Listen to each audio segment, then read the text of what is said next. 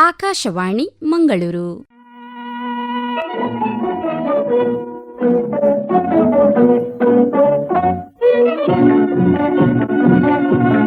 ಯುವವಾಣಿ. ಯುವ ಕೇಳುಗರಿಗೆ ವಂದನೆಗಳು ಹಾಗೂ ಇಂದಿನ ಕಾರ್ಯಕ್ರಮಕ್ಕೆ ಆತ್ಮೀಯ ಸ್ವಾಗತ.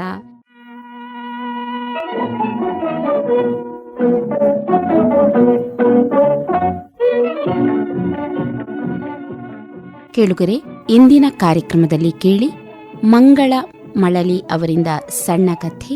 ಕಥೆಯ ಶೀರ್ಷಿಕೆ ನಿರೀಕ್ಷೆ.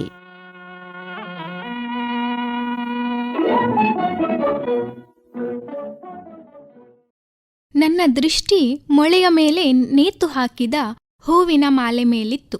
ಪರೀಕ್ಷೆ ಮುಗಿದು ಕಾಲೇಜಿಗೆ ಸ್ವಲ್ಪ ಬಿಡುವು ದೊರಕಿತು. ಈ ಸಲ ರಜಾದಿನಗಳನ್ನ ಎಲ್ಲಿ ಕಳೆಯೋಣ ಎಂದು ಆಲೋಚಿಸುತ್ತಿದ್ದಾಗ ನೆನಪಾಯಿತು ನೋಡಿ, ಹಳ್ಳಿಯಲ್ಲಿರುವ ಮಾವನ ಮನೆ. ಹಳ್ಳಿಯ ಸೊಗಡನ್ನು ಅನುಭವಿಸುತ್ತಾ ಹಕ್ಕಿಯಾಗಿ ಹಾರೋಣ ಎಂದು ಗಂಟು ಮೂಟೆ ಕಟ್ಟಿ ಮಾವನ ಮನೆಗೆ ಪ್ರಯಾಣ ಬೆಳೆಸಿದೆನು.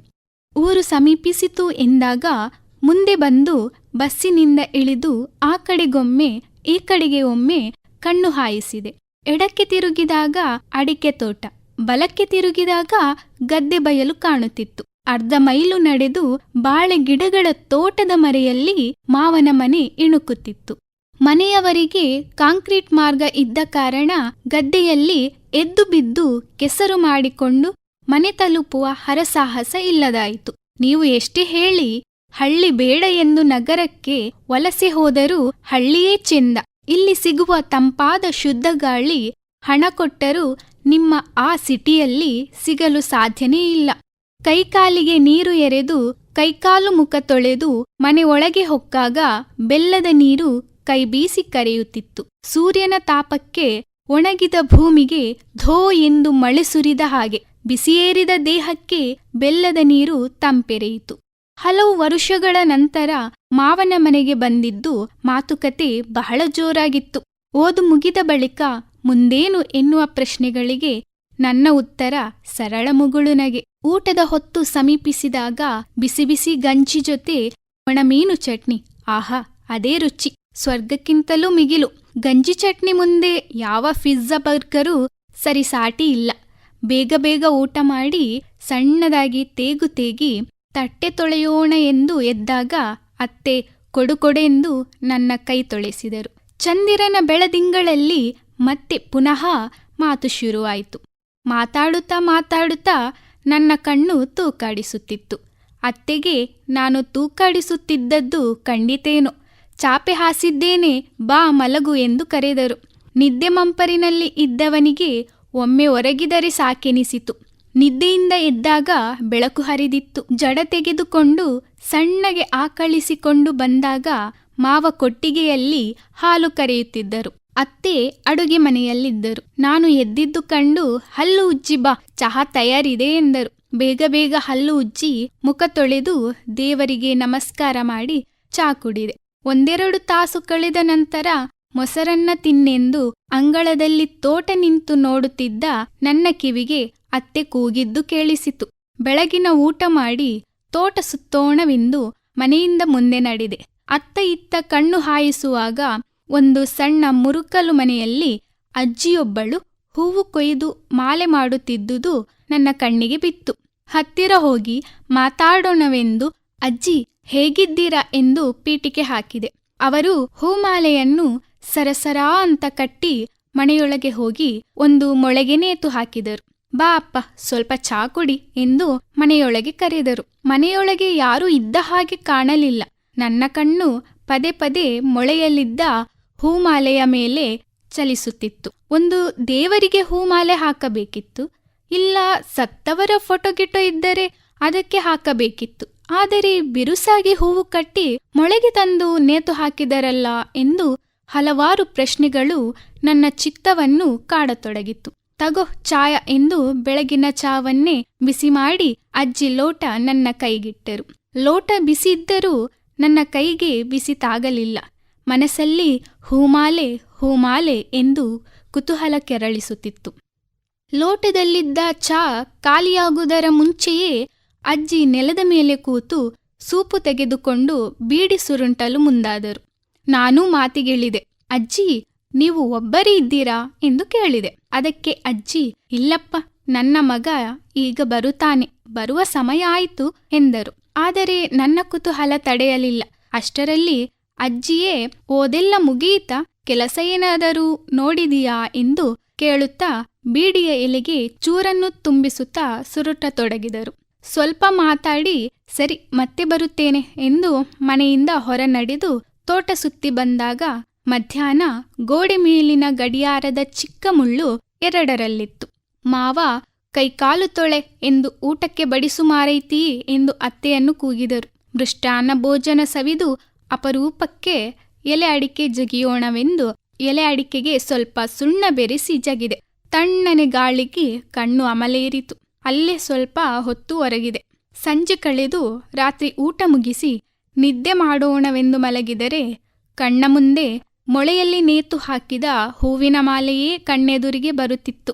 ಏನಾಗಿರಬಹುದು, ಹೀಗೆ ಆಗಿರಬಹುದೇ, ಹಾಗೆ ಆಗಿರಬಹುದು ಎಂಬ ಹೂಮಾಲೆಯ ನೆನಪಲ್ಲೇ ನಿದ್ದೆಗೆ ಜಾರಿದೆ. ಮರುದಿನ ಎದ್ದು ಬೆಳಗಿನ ಕಾರ್ಯ ಇತ್ಯಾದಿ ಮುಗಿಸಿ ತೋಟ ನೋಡುವ ನೆಪದಲ್ಲಿ ಮುರುಕಲು ಮನೆಯ ಅಜ್ಜಿಯನ್ನು ಮಾತಾಡಿಸುವ ಹಂಬಲದೊಂದಿಗೆ ಹೊರಟೆ. ಅಜ್ಜಿ ನಿನ್ನೆಯಂತೆಯೇ ಇಂದು ಕೂಡ ಹೂಮಾಲೆ ನೇಯ್ದು ಮೊಳಗೆ ಸಿಕ್ಕಿಸಿ ಬೀಡಿ ಕಟ್ಟುವ ಸೂಪು ಹಿಡಿದು ಎಲೆ ಸುರುಂಟ ತೊಡಗಿದರು. ಇದನ್ನು ದೂರದಲ್ಲಿಯೇ ಕಂಡು ಅಜ್ಜಿಯನ್ನು ಮಾತಾಡಿಸುತ್ತಾ ಸಂಜೆ ಬರುತ್ತೇನೆ ಎಂದು ಗೊಂದಲ ಪ್ರಶ್ನೆಗಳನ್ನು ನನ್ನೊಳಗಿನೇ ಚರ್ಚಿಸುತ್ತಾ ತೋಟದ ಪಕ್ಕದಲ್ಲಿ ಹರಿಯುವ ನೀರಿನಲ್ಲಿ ಮೀನು ಹುಡುಕುತ್ತಾ ಹೂಮಾಲೆ ಯಾರಿಗಿರಬಹುದು ಎಂಬುದನ್ನು ಚಿಂತಿಸುತ್ತಾ ತೋಟಕ್ಕೆ ಒಂದು ಸುತ್ತು ಬಂದು ಮಾವನಿಗೆ ಕೆಲಸದಲ್ಲಿ ಸ್ವಲ್ಪ ಸಹಕರಿಸಿದೆ. ಮಧ್ಯಾಹ್ನದ ಊಟ ಮುಗಿಸಿ ಅಲ್ಲೇ ನಿದ್ದೆಗೆ ಹೊರಗಿದೆ. ಹೂಮಾಲೆ ಕಣ್ಣ ಮುಂದೆ ಬಂದಾಗ ತಟ್ಟನೆ ಎಚ್ಚರಗೊಂಡು ಅಲ್ಲಿಯೇ ಹರಿಯುತ್ತಿದ್ದ ನೀರನ್ನು ಮುಖಕ್ಕೆ ಹಾಕಿ ಅಜ್ಜಿಯನ್ನು ಕಾಣಲೆಂದು ಹೊರಟೆ. ನಿಜವಾಗಿ ಹೊರಟಿದ್ದು ಹೂಮಾಲೆಯನ್ನು ನೋಡಲೆಂದು. ಮನೆಯೊಳಗೆ ಹೊಕ್ಕೆ. ಅದೇ ವೇಳೆಯಲ್ಲಿ ಹಗ್ಗಕ್ಕೆ ತಲೆ ಒಡ್ಡಿದಂತೆ ಹೂಗಳು ಬಾಡಿ ಕಂಗಲಾಗಿ ಇದ್ದ ಜಾಗದಲ್ಲಿಯೇ ನೇತುಕೊಂಡಿದ್ದವು. ಅಜ್ಜಿ, ಹೂ ಬಾಡಿದೆ ಅಂದೆ. ಹೌದಪ್ಪ, ನನ್ನ ಮಗ ಇನ್ನೂ ಬಂದಿಲ್ಲ ಅಂದರು. ನನಗೆ ಆಶ್ಚರ್ಯವಾಯಿತು. ಈ ಹೂವಿಗೂ ಇವರ ಮಗನಿಗೂ ಏನು ಸಂಬಂಧವಿರಬಹುದು ಎಂದು ತಲೆಗೆ ಹುಳ ಬಿಟ್ಟವನಂತೆ ಯೋಚಿಸುತ್ತಾ ಮಾವನ ಮನೆಗೆ ಮತ್ತೆ ಮರಳಿದೆ. ಸಂಜೆಯ ಚಾಯ ಹೀರುತ್ತಾ ಒಂದು ಗುಟುಕು ಗಂಟಲು ಹೊಕ್ಕಾಗ, ಮಾವನಲ್ಲೇ ಇದರ ಬಗ್ಗೆ ವಿಚಾರಿಸಿದರೆ ಒಳಿತಲ್ಲವೇ ಎಂದು ಮಾವ ಈ ತೋಟದ ಪಕ್ಕದಲ್ಲಿರುವ ಅಜ್ಜಿ ಎಂದು ರಾಗ ಎಳೆದಾಗ ಮಾವ ಅವರ ಕತೆ ಹೇಳಲು ಪ್ರಾರಂಭಿಸಿದರು. ಅತ್ತೆ, ಬೇರೆಯವರ ಸುದ್ದಿ ನಮಗೆ ಏಕೆ ಎಂದರು. ಹಾಗಲ್ಲ, ಅವರು ಹೂಕಟ್ಟಿ ಮೊಳೆಗೆ ಸಿಕ್ಕಿಸುತ್ತಾರೆ. ಆದರೆ ಅದು ಸಂಜೆಯವರೆಗೂ ಅದೇ ಮೊಳೆಯಲ್ಲಿಯೇ ನೇತು ಬಿದ್ದಿರುತ್ತದೆ. ಯಾಕೆ ಮಾವ ಎಂದೆ. ನಿರೀಕ್ಷೆ ಎಂದರು. ನನಗೆ ಅರ್ಥವಾಗಲಿಲ್ಲ. ಮಾವ, ನಿರೀಕ್ಷೆಯೇ? ಯಾರಿಗಾಗಿ ಎಂದೆ. ಹೌದು, ನಿರೀಕ್ಷೆ. ಮಗ ಈಗ ಬರುತ್ತಾನೆ, ಮತ್ತೆ ಬರುತ್ತಾನೆ, ನಾಳೆ ಬರುತ್ತಾನೆ ಎಂದು ನಿರೀಕ್ಷೆಯಲ್ಲಿಯೇ ಜೀವವನ್ನು ಹಿಡಿದಿಟ್ಟುಕೊಂಡ ಮುದಿ ಜೀವ ಅದು ಎಂದರು. ಅಜ್ಜಿಗೆ ಒಬ್ಬ ಬೆಳೆದ ಮಗ ಇದ್ದ. ಆತನಲ್ಲಿ ತರಕಾರಿ ಸಾಗಿಸಲೆಂದು ಒಂದು ಗಾಡಿ ಇತ್ತು. ಅದನ್ನು ಪ್ರತಿನಿತ್ಯ ತೊಳೆದು ಅಜ್ಜಿಯೇ ಮನೆಯಲ್ಲಿ ಬೆಳೆದ ಹೂವನ್ನು ಕಟ್ಟಿ ಮೊಳೆಗೆ ನೇತು ಹಾಕಿ ತನ್ನ ದಿನನಿತ್ಯದ ಮನೆಯ ಕೆಲಸದಲ್ಲಿ ತೊಡಗುತ್ತಿದ್ದರು. ಮಗನು ಗಾಡಿ ತೊಳೆದು ಮೊಳೆಯಲ್ಲಿ ನೇತು ಹಾಕಿದ ಹೂಮಾಲೆಯನ್ನು ತೆಗೆದು ಗಾಡಿಗೆ ಹಾಕಿ ಮುಂದಿನ ಕೆಲಸ ಮಾಡುತ್ತಿದ್ದ. ಒಂದು ದಿನ ಹೊರಗೆ ಕೆಲಸಕ್ಕೆಂದು ಹೋದ ಮಗ ಬರಲೇ ಇಲ್ಲ. ಈ ಅಜ್ಜಿ ಮಾತ್ರ ಇಂದಿಗೂ ಮಗನ ನೆನಪಲ್ಲೇ ದಿನನಿತ್ಯದಂತೆ ಹೂಮಾಲೆ ಮಾಡಿ ಮೊಳೆಗೆ ಸಿಕ್ಕಿಸಿರುತ್ತಾರೆ. ಮಗ ಇನ್ನೂ ಬದುಕಿದ್ದಾನೋ ಇಲ್ಲವೋ ಅಥವಾ ಹೋದಲ್ಲಿ ಮದುವೆಯಾಗಿದ್ದಾನೋ ಗೊತ್ತಿಲ್ಲ. ಆದರೆ ಅಜ್ಜಿ ಅನಾಥೆಯಾಗಿ ಮಗನ ನೆನಪಲ್ಲೇ ಇಂದಿಗೂ ದಿನ ದೂಡುತ್ತಿದ್ದಾಳೆ ಎಂದು ಭಾವುಕರಾದ ಮಾವ ಕಣ್ಣೊರೆಸಿಕೊಂಡರು.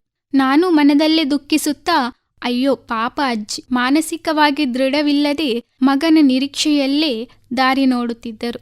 ಆದರೆ ಮಗ ಮಾತ್ರ ಮನೆಯ ಕಡೆ ಮುಖ ಹಾಕಲೇ ಇಲ್ಲ. ತಾಯಿ ನಿರೀಕ್ಷೆ ಬರೀ ಹುಸಿ ನಿರೀಕ್ಷೆಯಾಗಿಯೇ ಉಳಿಯಿತು. ಅಜ್ಜಿಯ ಮಗ ಬರಬಹುದೇ? ತಾಯಿ ಮುಖ ಎಂದಾದರೂ ಮಗನಿಗೆ ನೆನಪಾದೀತೆ? ಕೇಳುಗರೆ, ಇದುವರೆಗೆ ಮಂಗಳ ಮಳಲಿ ಅವರಿಂದ ಸಣ್ಣ ಕಥೆಯನ್ನ ಕೇಳಿದಿರಿ. ಕಥೆಯ ಶೀರ್ಷಿಕೆ ನಿರೀಕ್ಷೆ.